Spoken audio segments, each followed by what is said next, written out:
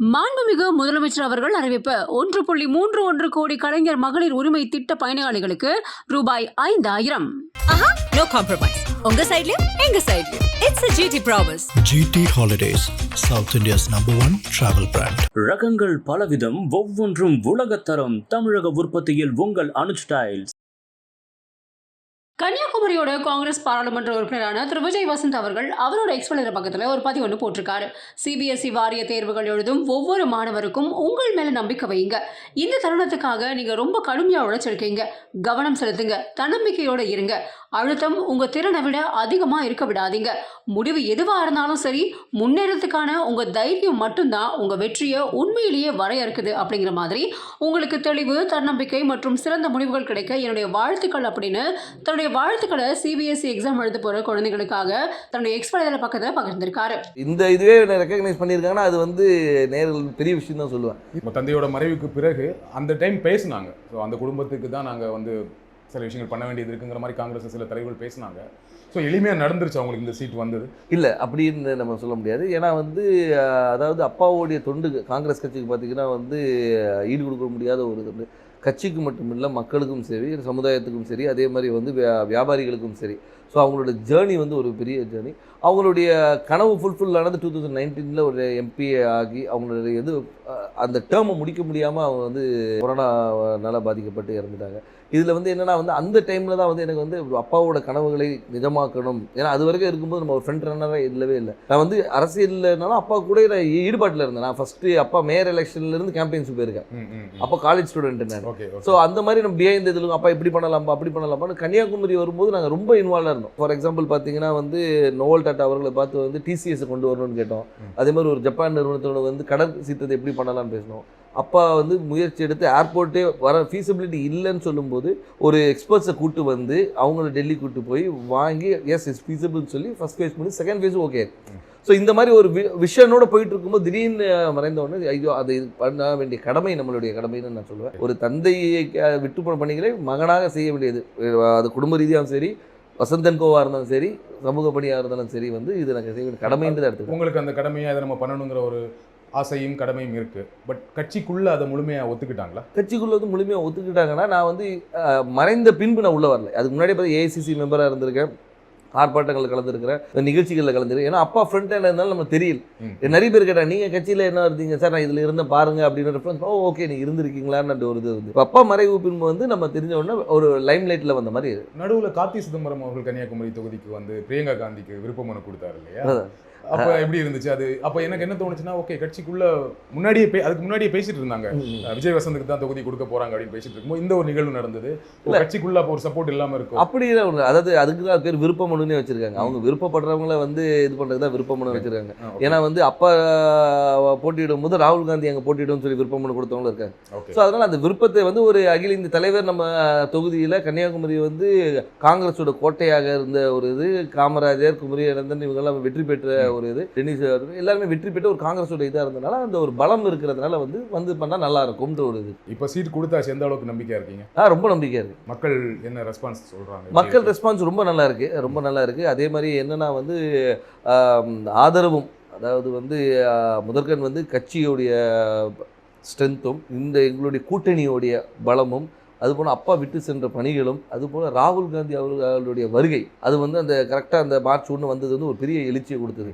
எங்கள் தொண்டர்கள் மத்தியிலும் சரி, பொதுமக்கள் மத்தியிலும் ஓகே நம்ம ஊர் வந்திருக்காங்க, அவர் பண்ண, அதாவது ஒரு தலைவராக வராமல் ஒரு தொண்டனாகவும் சராசரி மனிதனாக வந்தார். இப்போ நீங்கள் வந்து எல்லா தலைவரும் வராங்க, மீட்டிங் போகிறாங்க, அப்படி இல்லாமல் ரோட்டில் ஒரு டீ கடையில் நின்று ஒரு பையனை கூப்பிட்டு பேசி அவங்ககிட்ட ரன்னிங் இன்ட்ரெஸ்ட் இல்லைன்னா ஷூஸ் இருக்கா, இல்லைன்னா ஷூஸ் வாங்கி கொடுத்து அனுப்புகிறேன். ஸோ இந்த மாதிரி ஒரு இதுக்கு பர்சனல் கனெக்ட், திடீர்னு போய்ட்டு ஸ்கூலில் போய் தண்டல் எடுக்கிறாரு, இன்ட்ராக்ட் பண்ணுற ஸ்டூடெண்ட்ஸோட. அதே மாதிரி பார்த்தா இது முந்தின இதில் பார்த்தா நெசவாளிகளும் சரி, விவசாயிகள் இன்ட்ராக்ஷன், மீனவர், அந்த மாதிரி எல்லாரோட கனெக்ட் பண்ணும்போது வந்து நம்மளோட ஒருத்தர் அவர் அப்படின்ற ஒரு அஃபினிட்டி வருது. அது போக மட்டும் இல்லாமல் இப்போ ஆளுகின்ற பிஜேபி அரசு மீது உள்ள எதிர்ப்பும் அதிருப்தியும் கூட ஒரு பெரிய பலமாக இருக்கும். கன்னியாகுமரியில் பிஜேபிக்கு கொஞ்சம் ஸ்ட்ராங் இல்லையா?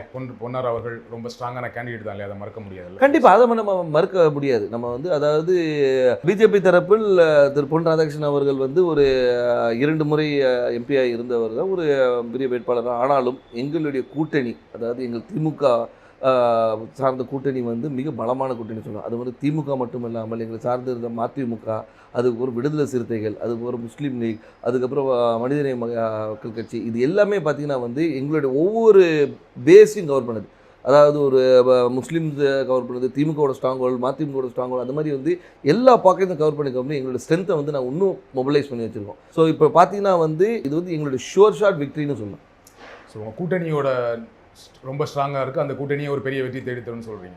கண்டிப்பாக திரு வசந்தகுமார் அவர்களுக்கு கன்னியாகுமரி தொகுதி மக்கள் வாக்களித்தாங்க. ஏன் விஜய் வசந்த் அவர்களுக்கு வாக்களிக்கணும்? ஏன் உங்களுக்கு வாக்களிக்கணும்? அதான் வசந்தகுமார் அவர்களுக்கு வாக்களித்தனால விஜய் வசந்துக்கு வாக்களிக்கணும்னு நான் சொல்ல வரல. ஆனால் ஒரு காங்கிரஸ் வேட்பாளராகவும் அதே மட்டுமல்ல வசந்தகுமார் அவர்கள் வந்து இந்த மக்களுக்கும் கன்னியாகுமரி மக்களுக்கும் பல துண்டுகளை செஞ்சுருக்காங்க. அது விட்டு போன பணிகளை வந்து அவர் மகன் செய்வார் என்ற ஒரு நம்பிக்கை அவங்களுக்கு இருக்குது. அது மட்டும் இல்லாமல் வந்து நான் வந்து ஒரு வாரிசாக வந்து நேராக போயிட்டு வந்து நான் நேராக டெல்லியில் இங்கேயும் போய் வரல. அடுத்த நாளே மக்களை சந்தித்தேன், மக்களோட இருந்தேன், எல்லா நிகழ்ச்சிகளை கலந்து கொண்டு எல்லாரோட நிறை குறைகளை கேட்டுட்ருக்கோம், மக்களாக இருந்தோம். அது ஏன்னா எடுத்தவொன்னே அக்செப்ட் பண்ணிக்க மாட்டாங்க. கேட்குற கேள்விக்கு தான் சொல்கிறேன், அதை அக்செப்ட் பண்ண வைக்கிறதுக்கு நான் ஒர்க் பண்ணேன்.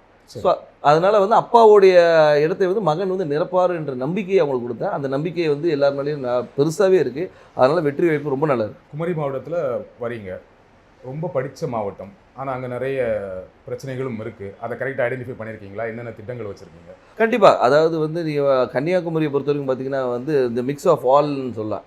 அதாவது கடல் இருக்குது, மலை இருக்குது, எல்லாமே இருக்குது. அதனால் வந்து மக்களுடைய தேவைகளும் அவங்களுடைய இதுவும் நிறைய வேறுபாடுகள் இருக்குது. ஒரு பாக்கெட்டையும் நாங்கள் அனலைஸ் பண்ணி வச்சுருக்கோம். அதாவது இந்த மக்களுக்கு இது தேவை, இவங்களுக்கு இது தேவையில்லைன்ற அளவுக்கு அனலைஸ் பண்ணி வச்சுருக்கோம். மக்களுக்கு விரோதமான எந்த ஒரு சட்டத்தையும் கொண்டு வரக்கூடாது என்ற ஒரு முடிவும், மக்களுக்கு எப்போவுமே நன்மை கொடுக்கணுன்ற ஒரு சட்டத்தை கொண்டு வரணும்.